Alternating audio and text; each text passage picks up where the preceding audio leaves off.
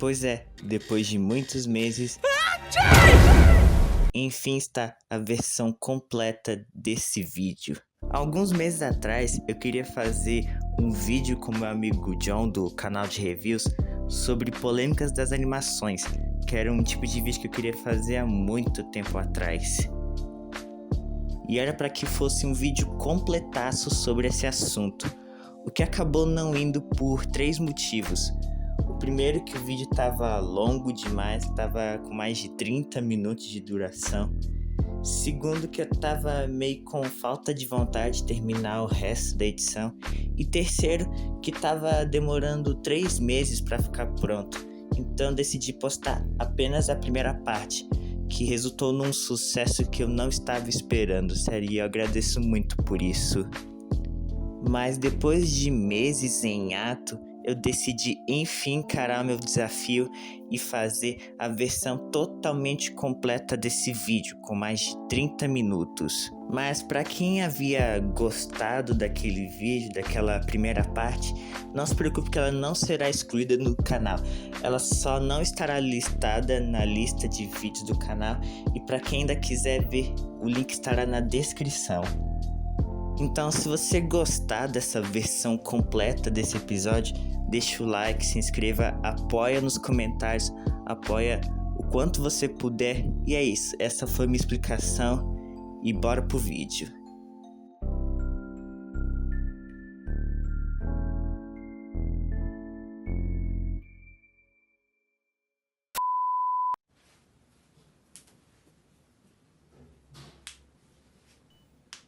Gostaram? Olá gente, tudo bem?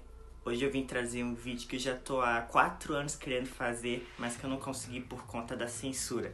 Mas hoje eu finalmente irei trazer, dos casos mais conhecidos até os menos conhecidos, as maiores polêmicas das animações.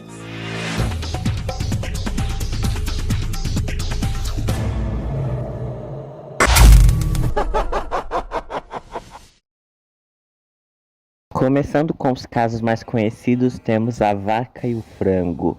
A Vaca e o Frango teve ao todo 2 episódios banidos, mas tem um em específico que eu quero citar nesse vídeo, que é o episódio piloto chamado No Smoking. Nesse episódio, um personagem chamado Bom de Fora, que é a representação do diabo, oferece cigarros para o frango, que aceita. Cigarro? Frango. É, claro! Gente, você está fazendo uma coisa errada. A mamãe diz pra ficarmos longe de pessoas grandes nuas. Pra trás! Eu sou um frango adulto! Acha que eu sou um franguinho? Não, eu sou grande! Pelo fato do frango ter aceitado o cigarro, o demônio o leva para o inferno. E lá no inferno, o frango começa a ser torturado ao ponto do demônio obrigar o frango a fumar um cigarro maior que ele. Para a sorte dele, sua irmã aparece transformada em Super Vaca, uma heroína que ela consegue se transformar e derrotar o diabo. Apesar desse episódio ter sido exibido em alguns países, incluindo no Brasil, ele foi completamente banido dos Estados Unidos. Então, esse foi o nosso primeiro caso da nossa lista. O Laboratório de Dexter é um desenho que eu curtia bem pouco, mas ainda assim curtia.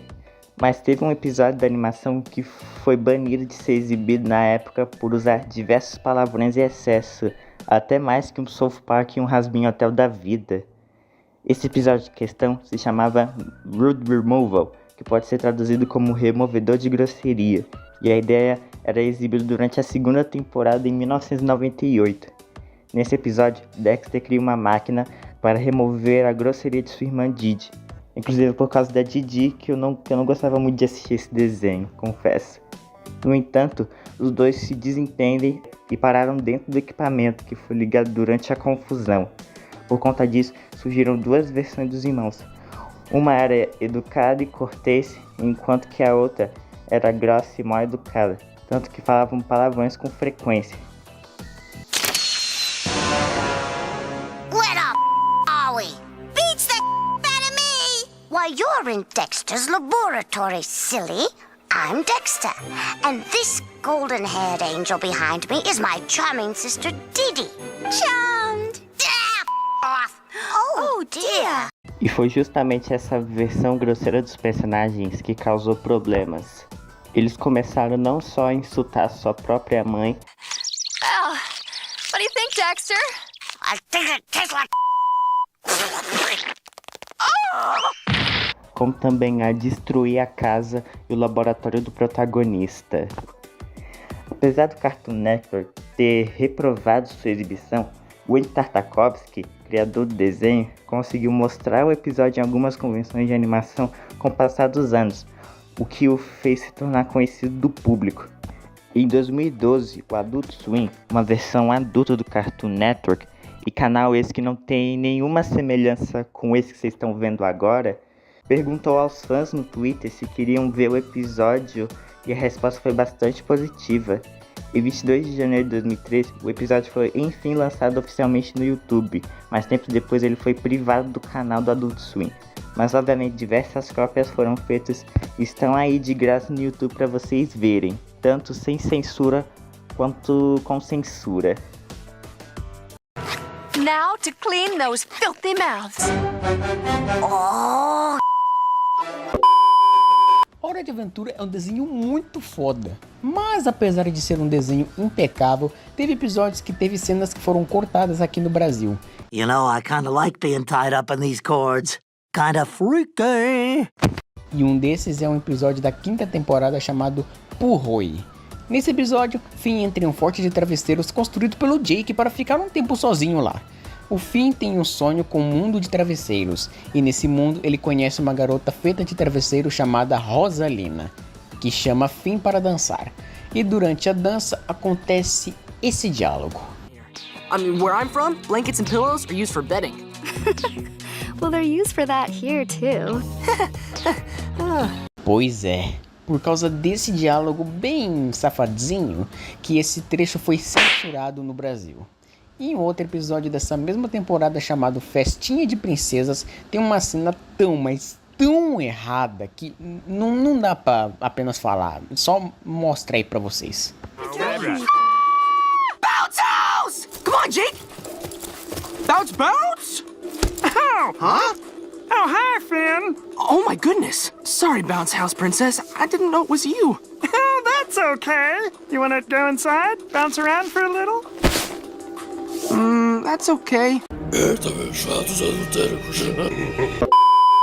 De todas as séries animadas do Batman, teve uma em específica que teve um episódio que gerou bastante controvérsia por conter mais uma vez Uma safadeza oculta! No episódio 17 da 2ª temporada chamado O Disfarce de Fósforos Malone, a Canário Negro e a Caçadora, junto com a Mulher Gato, perseguem o Duas Caras. Ao mesmo tempo, Batman tem uma amnésia e acredita ser, na verdade, um gangster, e no meio do episódio eles fazem um número musical extremamente questionável. Green Arrow has heroic traits. That is when he's shooting straight. Hey, I'm just saying. Aquaman's always courageous. His little fish, less outrageous. Plastic Man can expand. Becomes funny in our hands. Obviamente esse trecho gerou muita controvérsia, e não só esse trecho, mas o episódio inteiro foi completamente banido, até nos DVDs da 2ª temporada da série, só sendo lançado por completo nos DVDs da 3ª temporada como um episódio bônus. Pois é, uma música extremamente boa, mas muito polêmica. Eu já disse isso uma vez e vou repetir. The Owl House, ou A Casa da Coruja, foda-se, é um dos melhores desenhos que eu já vi em toda a minha vida. Apesar de não ser tão bom quanto Gravity Falls, ele ainda consegue ser muito envolvente. Não só por ter uma história muito complexa, como também muito madura e inclusiva. Mas foi exatamente por tentar ser mais inclusiva que o desenho foi cancelado precocemente e teve sua última temporada encurtado em míseros 3 episódios. Eu já expliquei tudo sobre o cancelamento no meu vídeo sobre The Owl House, mas como ninguém viu aquele vídeo, eu vou repetir aqui pra vocês, tá? Enfim, o que aconteceu foi que no momento em que o casal Lumet foi oficializada no meio da 2ª temporada, e quando no final dessa mesma temporada tivemos o enfim beijo delas, Carambolas?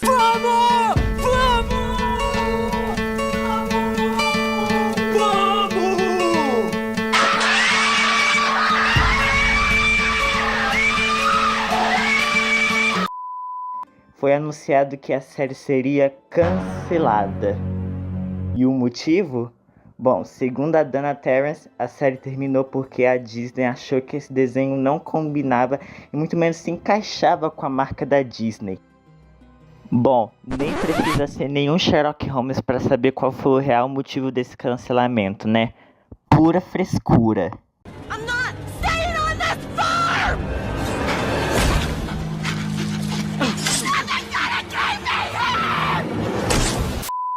E bom, apesar de eu achar essa atitude da Disney meio babaca, tem coisas envolvendo esse cancelamento que eu concordo em partes. Como é, amigo? Caso queira saber o porquê, eu recomendo o vídeo do canal Matróis, onde ele explica tudo isso. E bom, apesar dessa série ter umas representatividades muito boas, incluindo da Luz e da Emmett, tem umas representatividades que são realmente meio forçadas. E fica ainda mais forçado quando, no final da série, ao invés da Dana dar explicações e respostas sobre coisas que não deram pra ser explicadas, ela simplesmente decide alterar a sexualidade de dois personagens específicos na tentativa de dar mais inclusão.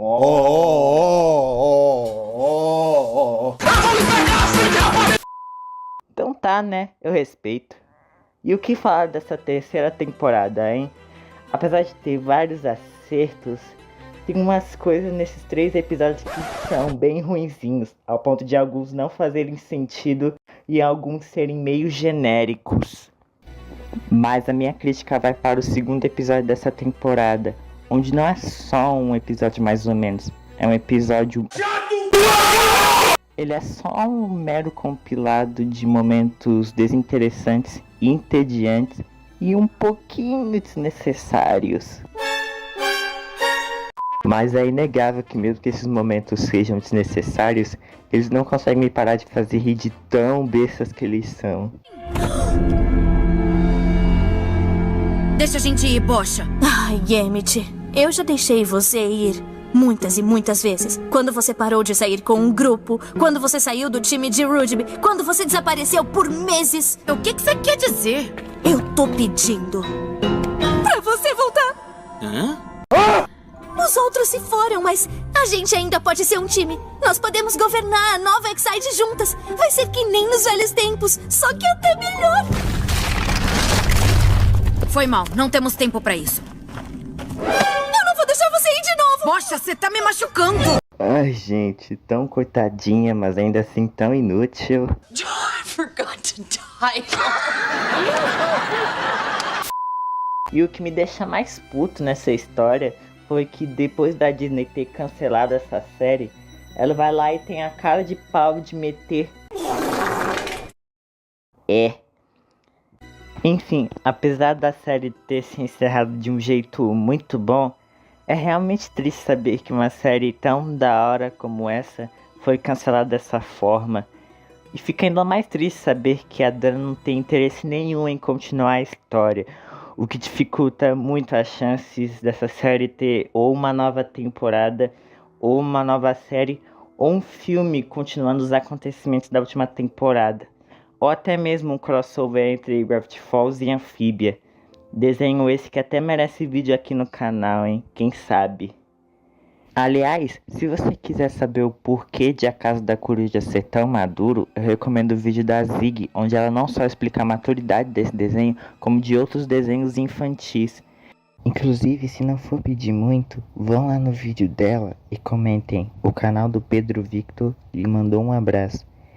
E claro, além de pedir para vocês se inscreverem no canal dela para ajudar nos 20 mil inscritos, peço para que vocês apoiem o último vídeo que ela postou. Sério, achei muito injusto o flop que causou. Mas nem tudo está perdido para nossa querida Dana, pois este mês será lançado pela Glitch uma nova série animada estilo 2D no gênero terror psicológico co-criado pela Dana. E eu estou muito ansioso para conferi-la. Pois além dela ter total chance de não dar errado, com certeza ela vai conseguir vingar o seu desenho irmão. Pode parecer loucura, mas no começo o desenho dos Flintstones era originalmente uma série adulta, dedicada para um público um pouco mais adulto. Não me diga! Não à toa que nas 2 primeiras temporadas o desenho era fortemente ligado à marca de cigarros Winston, e os personagens apareciam fumando em anúncios publicitários, mas hoje em dia é vista como uma prática questionável, considerando os riscos à saúde associados ao tabagismo. Pois na época o tabagismo era comum e aceito na sociedade, era muito mais comum do que você imagina. E a indústria do tabaco era um grande anunciar em meio à comunicação. Quem é você com esse bafo de câncer pra falar de mim, meu irmão? Outro ponto pode até causar um desconforto no público hoje, que é a forma como tratam o cigarro, tendo inclusive onde eles elogiam o sabor do cigarro e como incentivam o seu uso.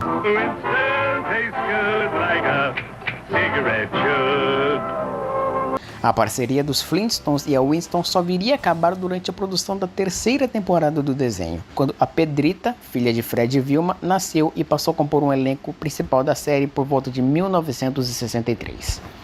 Hoje em dia, a parceria entre os Flintstones e Winston é lembrada como um exemplo de como as atitudes em relação ao tabagismo e à nicotina mudaram ao longo do tempo. A série de desenhos animados continua a ser popular até os dias de hoje, mas a promoção do tabagismo é vista como uma forma de um erro do passado. Encerrando essa sessão de casos mais conhecidos, temos A Princesa e o Sapo. A Princesa e o Sapo é uma das animações da Disney que mais marcaram a minha infância, juntamente com Cinderela e Lilo e Stitch. Essa animação de 2009, aparentemente inocente, causou um problema bastante inusitado. De acordo com um jornal inglês, após o lançamento do filme nos Estados Unidos, mais de 50 crianças foram hospitalizadas. E o motivo foi por causa de um surto de salmonela, uma bactéria que causa intoxicação alimentar e até infecções graves em casos raros. E adivinha como isso aconteceu? Bom, na tentativa de imitar o filme, as crianças começaram a beijar vários sapos, justamente nesse objetivo. E com certeza até beijaram perereca. Bom, o problema é esse bastante inusitado que poderia ter sido evitado se os pais tivessem dado mais atenção às crianças. Opa, e aí? Antes da gente ir para os casos menos conhecidos, eu gostaria de dar 2 avisos por aqui agora. O primeiro, eu gostaria de falar a minha indignação ao fato de 88% das pessoas que assistem meus vídeos não são inscritos, enquanto outras 12 são inscritas. Isso é uma puta fato sacanagem, levando em conta que durante esses 8 anos de canal eu tô começando a apresentar muitas melhoras. Então é sério, se inscreva aí. E o segundo aviso é que essa parte do vídeo será totalmente reeditada, pois a primeira versão, que havia sido 90% concluída e que estava guardado no meu celular antigo, acabaram sendo perdidas porque esse meu celular antigo deu um pane no painel e acabou que infelizmente só consegui recuperar um desses arquivos. Então cá estou eu refazer toda essa parte do vídeo. E quero agradecer a esse carinha aqui que tá aparecendo na tela, que topou me ajudar a fazer o resto da edição do vídeo. Muito obrigado, mano. Enfim, esses foram os avisos, então bora continuar. Nada melhor que começar essa segunda parte do vídeo falando de um desenho bem improvável, Hazbin Hotel. Indo para o mundo de desenhos adultos, temos essa série que começou como um piloto no YouTube em 2019, que depois ganhou uma temporada de 8 episódios na Amazon Prime ano passado e que está prestes a ganhar uma nova temporada este mês de outubro. E eu confesso que eu estou muito curioso para conferi-la. E é claro que por ser um desenho adulto e com representação do inferno, várias polêmicas foram envolvidas, como haters, fãs obsessivos até demais. Oh! Ew! Dude! What the f***? Polêmicas religiosas e diversos exposits da criadora da série, Vivisy Pop. Apesar de alguns fatos sobre ela não fazerem sentido e serem completamente forçados, tem alguns que super fazem sentido, mas que não vou citar elas agora, para essa parte não ficar gigante. Mas pra mim, o intancável nessa história toda é a escolha do nome de uma das personagens da série que é namorada da protagonista. Eu não tô atrás da loirinha, não. Eu tô atrás de você. Por quê? Talvez porque você tenha largado a banda. Tentou carreira solo que tá até parecendo mais um dueto. Não sei que merda você tá falando. Acha que eu não reconheceria uma das minhas melhores garotas só porque ela trocou o uniforme? Você tava na linha de frente. Eu não me esqueceria de uma barra pesada como você. Foi por isso que eu dei o seu nome em homenagem ao melhor buraco das mulheres.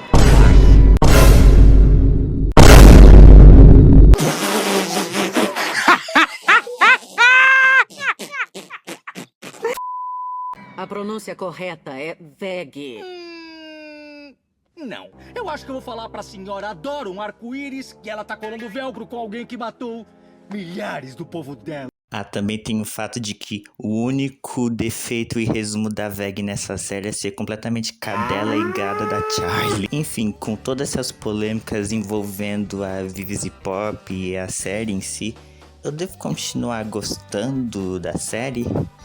Bom, apesar dessa série pra mim ter sim vários pontos negativos e músicas muito puxadas, eu devo confessar que vou continuar gostando da série.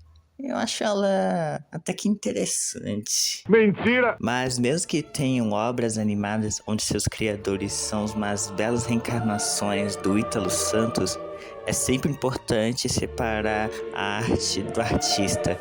E essas artes também nunca deixarão de ter os seus brilhos.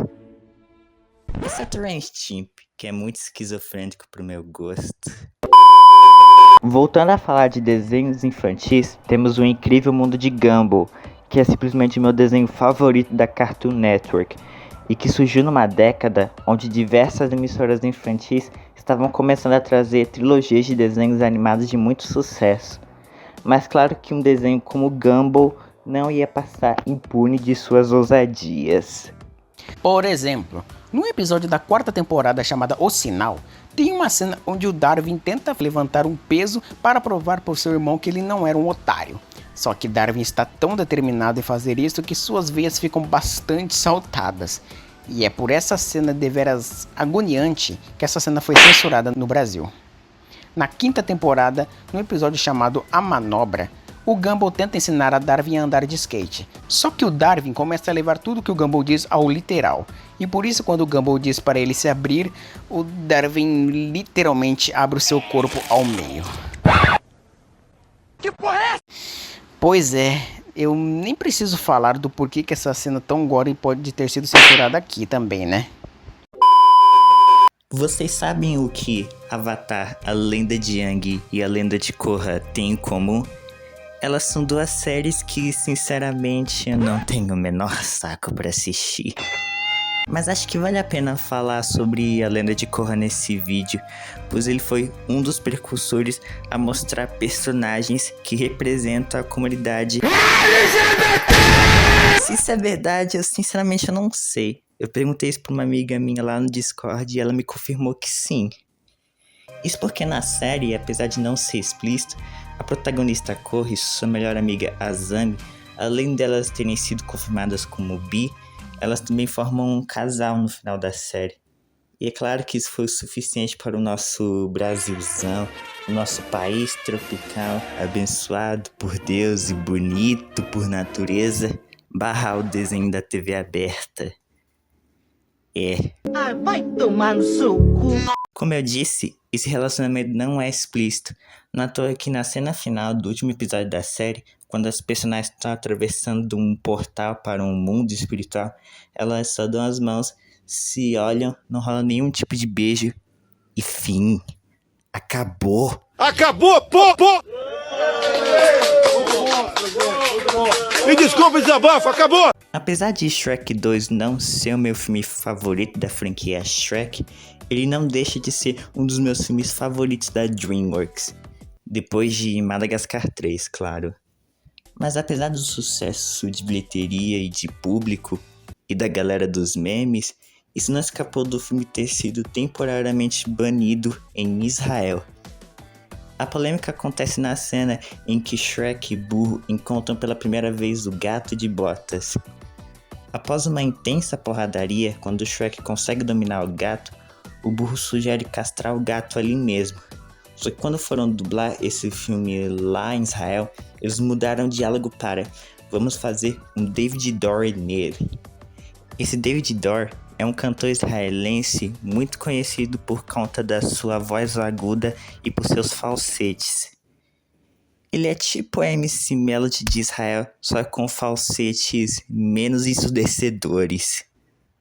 Cantores assim por lá, com esse tipo de voz aguda, são popularmente conhecidos como cantores castrati, que eram de fato castrados na adolescência para que suas vozes não ficassem graves após a puberdade. E por causa disso, o cantor foi aos tribunais pedir que a alusão fosse cortada do filme. No final, o cantor ganhou a causa, ordenando enfim que o filme fosse retirado de 20 cinemas do país até que esse trecho fosse redublado. Se você é um fã da face renascentista da Disney, com certeza você deve conhecer a versão clássica do filme do Aladdin. Filme esse super marcante, com diversas músicas incríveis, como por exemplo Noites da Arábia, que na primeira versão tinha esse trecho inicial. Venho de um lugar onde sempre se vê uma caravana passar. Vão cortar sua orelha pra mostrar pra você como é bárbaro o nosso lar. E, pois é, se você lembra dos versos iniciais da canção do Aladdin dessa forma, como foi apresentado, parabéns, você é uma pessoa rara. O que acontece é que esse trecho irritou muito os países árabes, que insinuava que os árabes são violentos. Eram os primórdios do politicamente correto e a Disney alterou a letra para os lançamentos posteriores em VHS e DVD. Venho de um lugar onde sempre se vê uma caravana passar. É uma imensidão, um calor em exaustão, como é bárbaro o nosso lar. Em uma cena do filme de 92, quando Aladdin, disfarçado de príncipe Ali, invade os aposentos de Jasmine, ele acaba se deparando com o tigre de estimação da princesa. E para acalmá-lo, o gênio diz o seguinte: "Good kitty, take off and go", ou "Bom gatinho, vai embora". Bom, isso na verdade é o que a própria Disney alega. O problema é que a faixa de áudio da cena está muito baixa. Isso foi suficiente para que diversas mentes poluídas entendessem o seguinte: "Good teenagers take off their clothes", ou "Bons adolescentes tiram a roupa". Ixi. Essa história do diálogo de Aladdin começou quando o filme foi lançado em home video lá em 93. Isso chegou até a ganhar uma matéria em uma revista cristã que denunciava a Disney por querer incitar a crianças a fazerem S. Mas escrevam aí nos comentários se essas alegações faz sentido ou se é só viagem desse pessoal. Ora, o que eu tenho pra achar de uma porra dessas? Eu sinceramente acho uma merda. E que tal falarmos de um caso mais recente que não estava no roteiro, mas que ainda assim vale a pena ser citado. É sobre o último filme lançado dos Smurfs no cinema. Filme esse que, além de visualmente ser genérico e tosco e ter uma história aparentemente genérica também, a principal controvérsia desse filme foi por conta de seu marketing exagerado e mal feito. Exagerado pelo fato de que em todos os trailers e pôsteres estavam escancarados que a Rihanna era a voz original da Smurfette. Aliás, se eu não me engano, foi por conta de um dos trailers do filme que um personagem Smurf foi completamente retirado do filme, que é o Smurf Influencer. E se isso for verdade, que bom, né?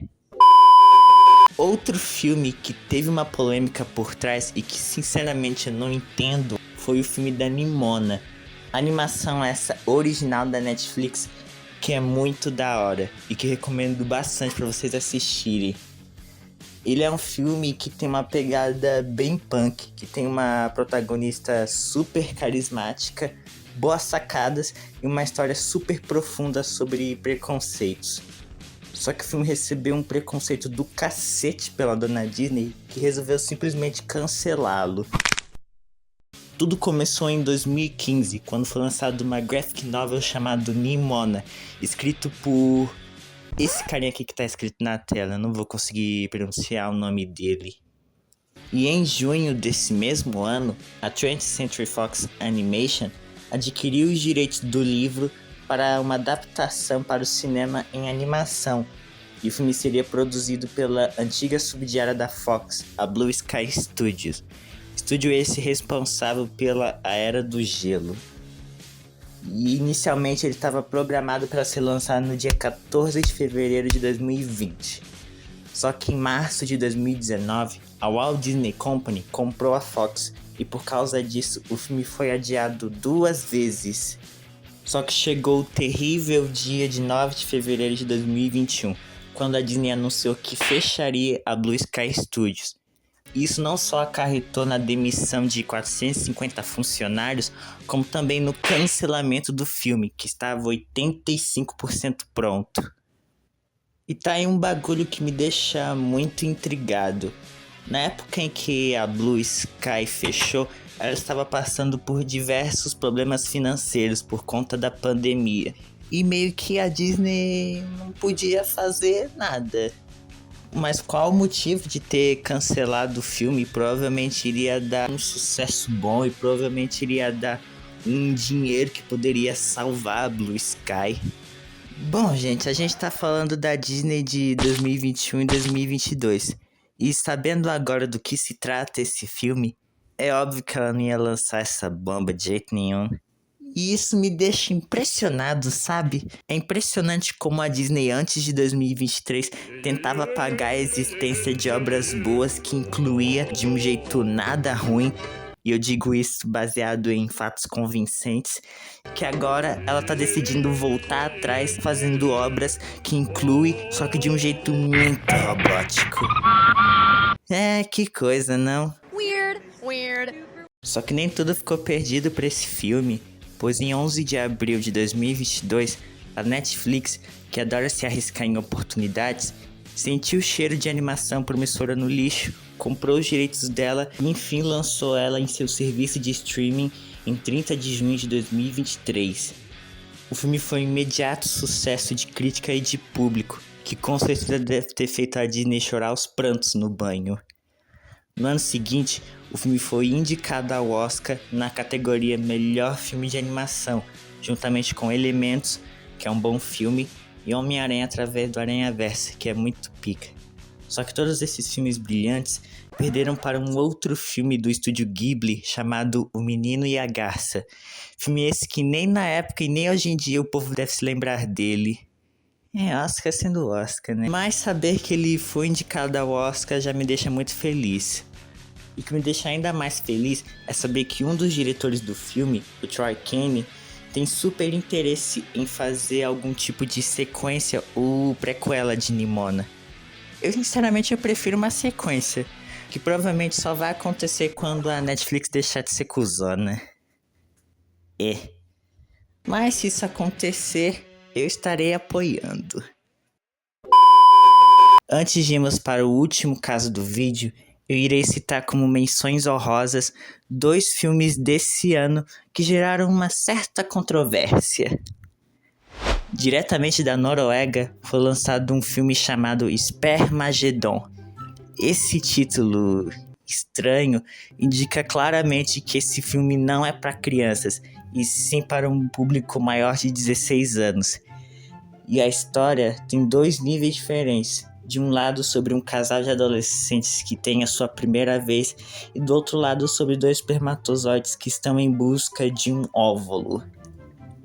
E pois é, realmente, essa história é meio absurda, mas vamos concordar, nós vimos animações adultas muito piores. E claro que eu não poderia deixar de fora a sensação do ano, e do elefante da sala, Guerreiras do K-pop. Pera, quê? Vai tomar no cu, caralho! Vai se fuder, pô! Mas calma, na verdade esse filme não gerou nenhuma controvérsia até agora.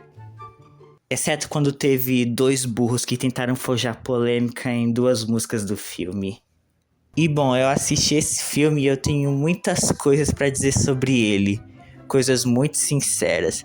Mas eu não vou falar delas agora, pois logo terá um vídeo aqui no meu canal completíssimo, onde eu darei essas minhas opiniões sinceras sobre ele, beleza? South Park é um desenho bastante polêmico, isso todo mundo já sabe. As suas polêmicas vão desde cenas da Virgem Maria sangrando, a uma paródia do Super Best Friends contando líderes religiosos e muitos outros. Mas essas polêmicas não vão superar quando eles zoaram a cientologia.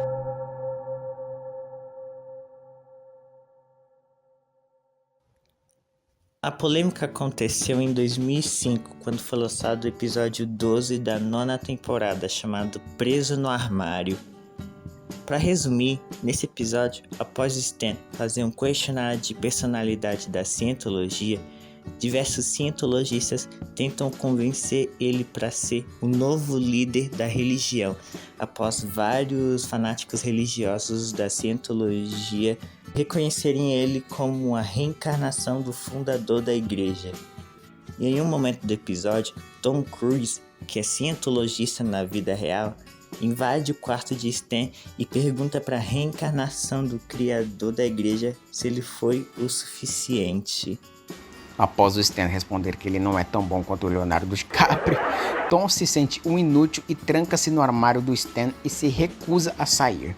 Enquanto os personagens imploram para que ele saia do armário, entre aspas, em uma paródia de rumores envolvendo a sexualidade do Tom Cruise. Bom, em resumo, o episódio satiriza a cientologia, incluindo as suas crenças, como a história de Xenu, o teste de personalidade, a igreja de cientologia como uma organização corrupta e manipuladora, e o episódio gerou controvérsias e ameaças de processos da cientologia, ao ponto da igreja tentar várias artimanhas quase ilegais para tentar cancelar os criadores da série. Só que o curioso nessa história foi que em 2006, o cantor e ator Isaac Hayes, que fazia a voz original do personagem Chef em South Park, se demitiu da série em uma carta escrita em nome dele, dizendo que qualquer piadinha relacionada à religião era totalmente fora dos limites. E obviamente muitas pessoas viram isso como uma atitude completamente hipócrita. E dentre essas pessoas que viram isso foi o Matt Stone, o co-criador de South Park. Até 2016, essa era a versão oficial da história. Só que nesse mesmo ano foi revelado pelo filho de Isaac, o Isaac Hayes III, que seu pai estava sendo hospitalizado em decorrência de um derrame nessa época. Ele ainda deixou claro que o seu pai não tinha nenhuma condição de dar algum tipo de declaração, e tudo aquilo tinha sido feito por amigos dele que eram defensores da religião. Então, por conta de toda essa treta, o personagem Isaac, o chefe, foi morto na série de uma forma bem brutal e tendo no final um memorial em sua homenagem. Esse episódio é considerado um dos clássicos e um mais polêmicos do show. E tudo isso porque Matt Stone e Trey Parker tiveram uma audácia de azucrinar uma religião da cientologia.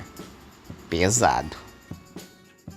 Só que mais pesado que isso é lembrar dos outros 14 desenhos que citamos no vídeo, incluindo as menções honrosas, que passaram por um trajeto bem agoniante, que acontece até hoje em dia, mesmo com o politicamente correto. E mesmo com essa chatice do politicamente correto, isso não mudou o fato de que ainda existem animações boas, mas ainda assim é concordável que elas não têm um terço da coragem que as animações tinham desde o fim dos anos 40 até o início dos anos 2000. Na real, não importa tentar oferecer uma qualidade visual e historial, tem aquilo que sempre faz parte das nossas vidas e que atinge também as obras audiovisuais, as revoltas. Mas claro que isso não é desculpa para você desistir de fazer aquilo que você mais gosta ou aquilo que você quer tanto fazer.